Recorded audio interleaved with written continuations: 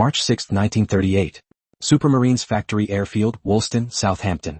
A spring drizzle slicks the grass runway, turning it into a reluctant carpet. The Merlin engine of the prototype K5054 hums low, a throaty whisper that builds to a snarl as Flight Lieutenant Jeffrey Quill eases back the stick. The airframe shudders, lightweight aluminum skin flexing like a bird's wing under the strain. Quill feels the elliptical wings bite the damp air, lifting the fighter into a climb that's more poetry than power, graceful, almost fragile, at 300 miles per hour. Below, on the windswept field, Squadron Leader Douglas Bader leans on his crutches, pipe clenched between teeth, eyes narrowed against the mist. He's a test pilot turned instructor, legs lost in a peacetime crash, but his skepticism flies higher than any machine. Bloody eggshell, he mutters to the engineer beside him, a bespectacled man with ink-stained fingers. Those wings look like they'll snap in a stiff breeze. Hurricanes are built like tractors. This one's a ballet dancer. The engineer shifts, uncomfortable, as Quill banks the Spitfire into a tight turn, the Merlin's growl echoing off the hangar roofs. Quill pushes the nose up, feels the G-forces settle into his shoulders like an old friend's hand. The cockpit is a cocoon of bakelite and leather, the control column light in his grip, responding to the merest twitch. He rolls the fighter inverted, watches the world flip, green fields becoming sky, sky becoming earth, and rolls out smooth, no wobble, no protest from the airframe. At 15,000 feet, he stalls her deliberately, wings quivering, then kicks the rudder. She drops her nose and recovers with a flick, eager, alive. She's a dream, Quill says into the R/T voice steady over the engine's pulse. Back on the ground, the Spitfire touches down light as a sigh, tail dragging a furrow in the wet grass before the wheels kiss earth. Quill climbs out, helmet under arm, face flushed. Bader hobbles forward, staff tapping. Handled like a wet string, did she? He asks, half joking, half doubting. Quill grins, wiping oil from his brow. Faster than your hurricane, Doug. And turns like she's got wings made of silk. Bader snorts, but his eyes linger on the elliptical curves, the slim fuselage that seems too elegant for the brutality of war. Around them, ground crew swarm, fitters in overalls checking the undercarriage, sparks from a welding torch flashing as they tweak a panel. Word spreads through the RAF like smoke from a flare path. At Biggin Hill, number 19 Squadron's pilots gather in the mess, pints in hand dissecting the rumors. Flight Lieutenant Brian Lane, tall and thoughtful, sketches wing shapes on a napkin. Elliptical wings for lift? Sounds like a boffin's fancy. What happens when a 109 gets on your tail? His wingman, Pilot Officer George Onwin, shrugs, lighting a woodbine. Heard it's got 303s in the wings. If it doesn't shake apart, might be something. The squadron commander, SQN-LDR Frank Sawyer, enters, face grim from a briefing. Spitfires for us, lads. Hurricanes for the rest. Don't mock the wooden wonder, till you've flown her. By summer, the first production Spitfires trickle in, MKs with their polished spinners and de Havilland propellers. Lane straps into K9813 at Duxford, the cockpit smelling of fresh dope and glycol. The Merlin coughs to life, a deep, resonant bark that vibrates through the seat. He taxis out, the tail dragging, then opens the throttle. The acceleration pins him back, wind whistling over the canopy as he lifts off, climbing steep into the blue. At 10,000 feet, he pulls into a loop, feels the wings hold without flutter, the turn tight enough to black out the edges of vision. Christ, she's alive, he breathes, banking toward the coast. Skepticism lingers like exhaust. In the officer's mess at Hornchurch, Bader, now commanding a hurricane squadron, argues over tea. Lightweight frame means lightweight in a fight. One hit from a cannon and she's confetti. Quill, visiting from Supermarine, counters with data. Top speed 370 miles per hour, service ceiling 31,000 feet, climb rate like a rocket. But it's the feel that sells it, the way she dances on the edge of stall, forgiving yet fierce. Pilots who fly her once come back changed, eyes bright with the secret of speed. July 10, 1940. Dawn patrol over the channel, convoys crawling like iron caterpillars below. Number 19 Squadron scrambles from RAF Hawkinge, Spitfires thundering down the runway, Merlin exhaust staining the sky blue. Lane leads blue section, Onwin on his wing, hearts pounding under silk scarves. Radar plots bogies, Messerschmitt 109s escorting bombers toward Dover. Tally-ho, Lane calls, voice crackling over the tannoy set. The Spitfires climb into the sun, wings catching light like polished blades. The first dogfight erupts at 12,000 feet. A Bf 109 dives, cannons winking. Lane brakes hard, feels the Spitfire's wings slice the turn, G-forces building like a storm. He hauls back, inverts and fires, a burst of 303 stitching the German's tail. The 109 smokes, spirals. Got one. Onwin whoops, his own guns hammering. Below, Stukas scream toward the convoy, but Spitfires pounce, shredding wings with precise fire. One Junkers peels away, undercarriage dangling like broken limbs. By noon, 4 kills for no. Lane lands, sweat-soaked, debriefing in a tent that smells of tea and cordite. She turns inside the 109, he says, hands mimicking the arc, flimsy? She's a scalpel. Bader, listening from the doorway, stubs out his pipe. No words but his nod says enough. The skies over Britain are no longer a stage for mockery. They're a coliseum and the Spitfire has drawn first blood. August 12, 1940. 16:30 hours. Manston Airfield, Kent. The siren wails like a banshee as No. 65 Squadron Spitfires roar into the sky, Merlin engines weaving a contrail tapestry. Pilot Officer John Dundas, fair-haired and sharp-eyed, grips the stick of N3233, his squadron trailing in echelon. Below, the Thames estuary glints like shattered glass, shipping lanes choked with merchantmen under balloon barrages. Radar chimes. Rottenführer, he 111s and due 17s, 50 strong with 109 escorts clawing for altitude. Bandits, 12 o'clock high. Dundas calls, voice taut over the radio. The formation tightens, Spitfires climbing at 2,500 feet per minute, wings level, sun at their backs. You feel it in the cockpit, the pull of gravity warring with lift, the airframe singing under strain. Dundas glances left, his wingman, Sergeant Raymond Holmes, nods, throttle firewalled. The Luftwaffe bombers drone on, black crosses stark against the clouds, gunners scanning with goggles fogged by fear. The merge hits like a thunderclap. A swarm of Bf-109s dives from the sun, cannon spitting tracer. Dundas breaks right, the Spitfire's elliptical wings carving a turn that bleeds the German's speed. He fires deflection, short bursts to conserve ammo, bullets raking the 109's canopy. Glass shatters, the fighter mushes, pilot slumping. Confirmed. Holmes shouts, his own guns blazing at a trailing Heinkel. The bomber's starboard engine blooms orange, wing folding as it tumbles seaward. Chaos unfolds in 3 dimensions. Spitfires weave through the bomber stream. 303 Brownings hammering from converging wings. A Dornier 17 lurches, hit in the fuselage, crew bailing into the slipstream, silhouettes against the pyre. No. 65's FLT Lieutenant Michael Freshfield dives on a straggler, his Spitfire X-4389 shuddering as he closes to 100 yards. Steady now, he mutters, squeezing the trigger. The Do-17 disintegrates mid-air, debris raining like confetti over Margate. Escort swarm. A 109 latches onto Dundas's tail, 20mm shells zipping past his perspex. He rolls left, dives, pulls up into a loop. The Spitfire's lightness her salvation, turning tighter than the heavier Messerschmitt. Emerging inverted, he spots the German below, vulnerable. A quick burst, the 109's oil cooler erupts, smoke trailing like a comet's tail. Dundas levels out, heart slamming, checks his gauges. Ammo low, fuel sipping. On the wings, the ballet intensifies. No. 74 Squadron joins from Biggin Hill, SQN LDR. Marmaduke Paddle leading a Vic of Spitfires that slice through the fray. Paddle, South African accent clipping his words, calls, yellow section, cover the bombers. His guns claim a He-111, the twin engines coughing black as it plunges. Below, AA batteries on the clifftops add their voice. 3. 7-inch guns pom-poming shells that burst in dirty puffs. One clips a 109's wing, sending it spinning into the drink. Holmes, isolated, feels the vice. 2 109's converge, one high, one low. He yanks the stick, the Spitfire climbing steeply, stalling almost, then diving through cloud base. The Germans overshoot, and he reverses, firing into the leader's belly. Tracer's arc. The 109 erupts in flame, pilot bailing with a white parachute bloom. That's for Manston, Holmes growls, thinking of the craters pocking his home field from yesterday's raid. The battle phrase is fuel state's redline. Dundas leads the withdrawal, Spitfires forming a defensive weave, Merlins protesting the strain. Behind, wreckage litters the estuary, flotsam of wings and engines bobbing in the swell. Rescue launches putter out from Ramsgate, spotters scanning for yellow dinghies. On the German side, rot leaders curse over their fug radios, Spitfire, too maneuverable. The word spreads back to Abbeville, the wooden wonder bites. Back at Manston, tires screech as Spitfires touch down, one after another. Dundas taxis to dispersal, canopy sliding back amid cheers from the Irks.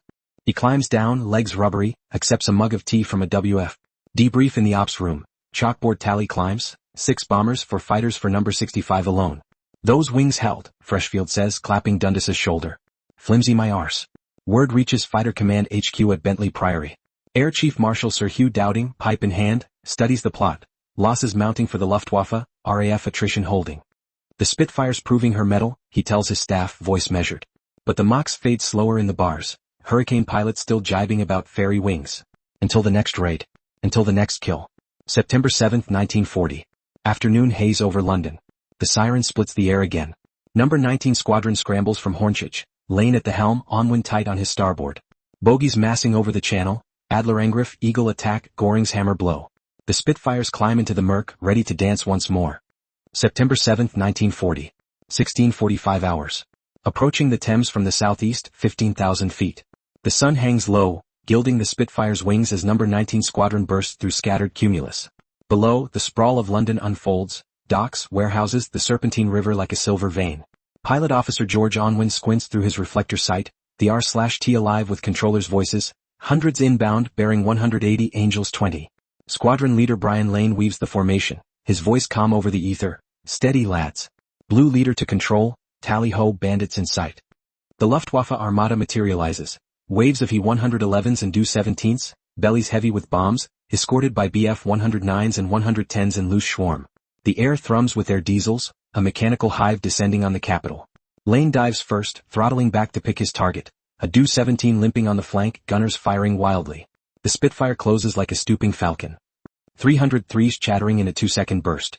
Bullets rake the bomber's wing root. Fuel ignites, the Dornier trailing black smoke as it banks toward the estuary. One away. Lane calls, pulling up into the escort melee.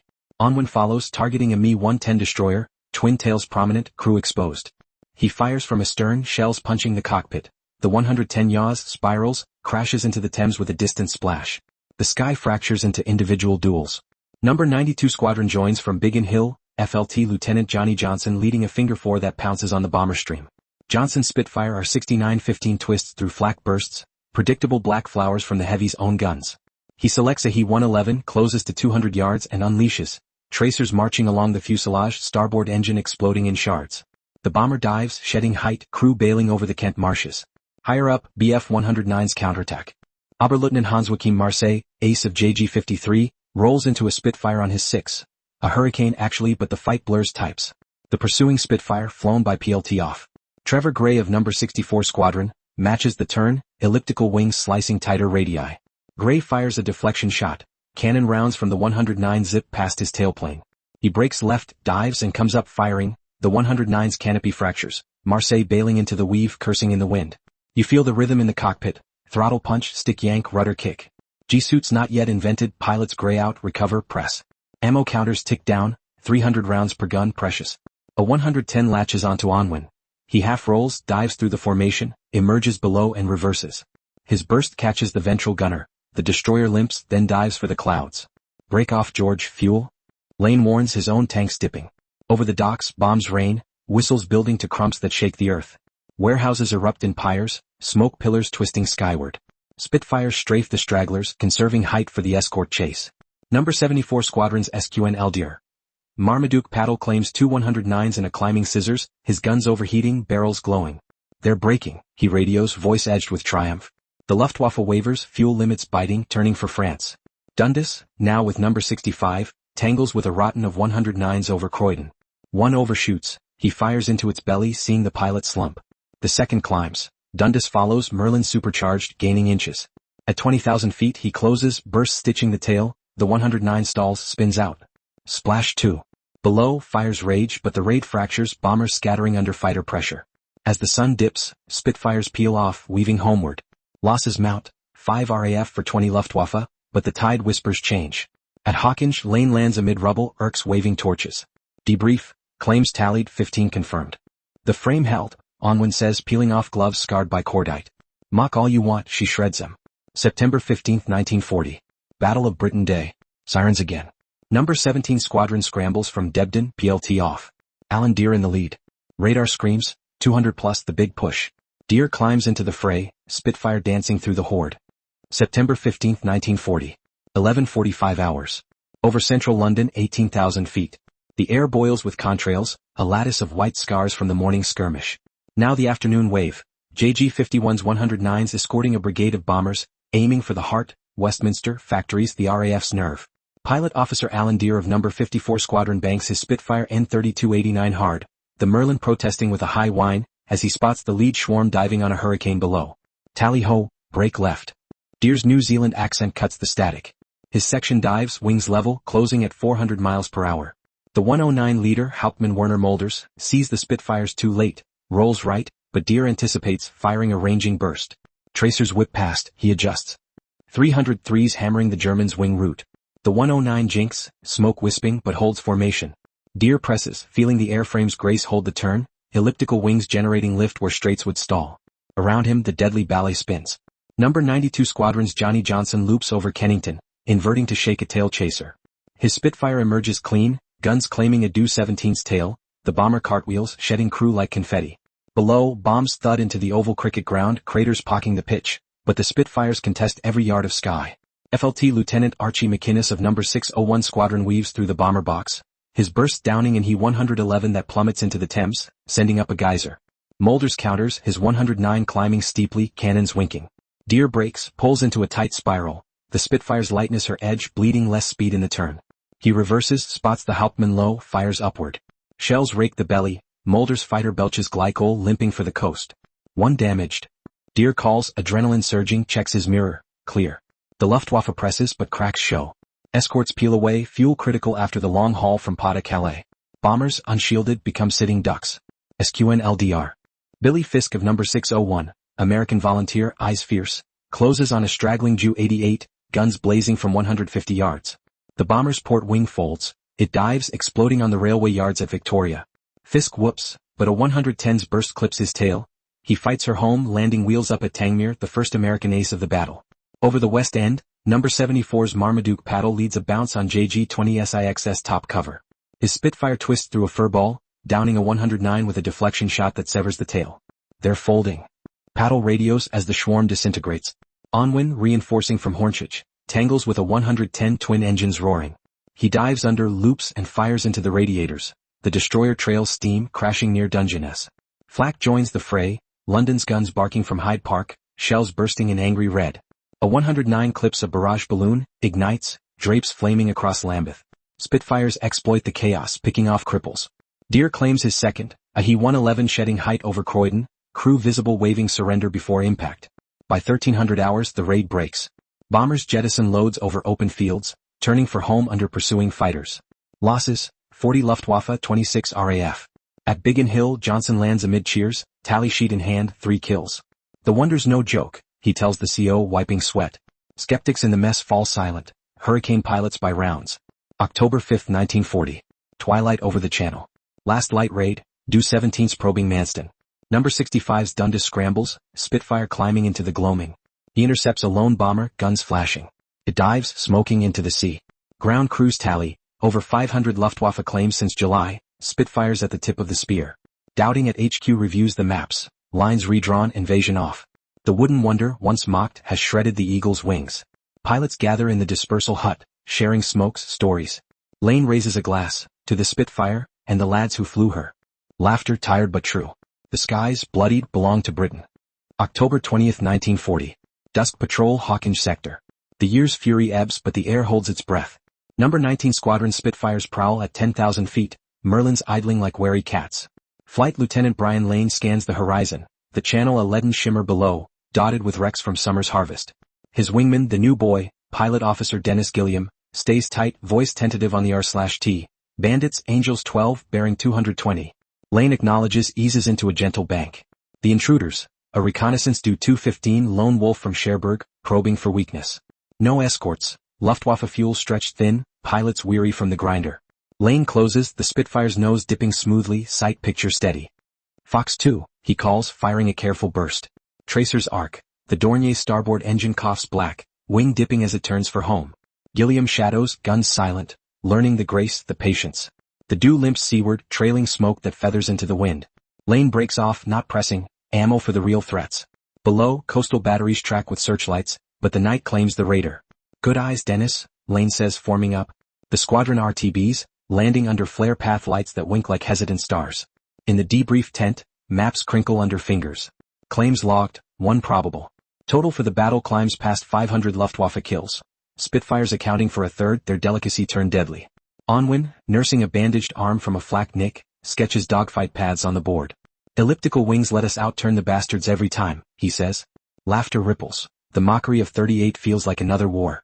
November 1, 1940. Biggin Hill Ops Room. SQN-LDR, Douglas Bader, now commanding the Tangmere wing, briefs his mixed squadrons, Spitfires and Hurricanes in tandem. The wooden wonder's no flimsy toy, he admits, pipe smoke curling. She's the edge we needed. Pilots nod. The Hurricane's brute strength complements the Spitfire's finesse, but it's the sleek fighter that haunts German nightmares. Across the channel at Calais-Mark, JG-51's mess echoes with frustration. Lieutenant Karl Balthasar, scarred veteran, downs a schnapps. Spitfire, too nimble. Our 109s can't stay with them in the turn. Reports pile. Losses unsustainable, bombers mauled, invasion silo shelved. Goring rages in Berlin but the skies tell truth, Britain unbowed. Back at Hornchurch, Lane walks the line of Spitfires, ground crew swarming like bees. A fitter polishes a kill tally, 5 swastikas under the cockpit. She held up, sir, he says, pride in his grease-streaked face. Lane claps his shoulder. More than held. She danced. By October's end, the battle fades to skirmishes. Number 92's Johnny Johnson racks 16 kills, the Spitfire his faithful steed. Dundas, Onwin, dear, aces forged in the furnace. The lightweight frame, once derided, proves unbreakable. Elliptical wings carve victory from thin air. In London pubs, civilians toast the few.